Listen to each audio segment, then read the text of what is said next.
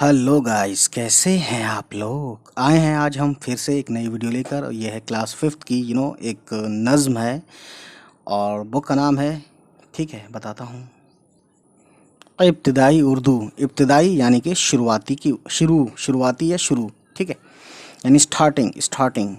चलिए शुरू करते हैं। ये लिखा है मेरी पतंग और ये चैप्टर 7 है। कितनी प्यारी पतंग है मेरी, देख कर अक्ल दंग है मेरी। कैसे खुश रंग रंग हैं इसके, रंग क्या शोखो शंग हैं इसके। आसमानों में जाके उड़ती है, डोलती है अदा से मुड़ती है। डोर भी कांटदार है इसकी, मिस्ल तलवार धार है इसकी। ऊपर उठती है नीचे आती है, दाएं और बाएं घूम जाती है। ठीक है गाइस, ठीक है अब पढ़ते हैं।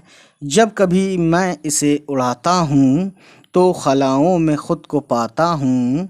मुझको एक दिन बुलंद होना है, हर किसी की पसंद होना है। तेज़ करती उमंग है मेरी, कितनी प्यारी पतंग है मेरी। और शायर का नाम है महबूब राही। तो गाइस नेक्स्ट टाइम, अभी आप फ़िलहाल इसको रीडिंग करें, प्रैक्टिस करें, ठीक है। और नेक्स्ट टाइम हम इसके क्वेश्चन आंसर्स करवाएंगे। तो फ़िलहाल इतना ही। Bye bye, take care.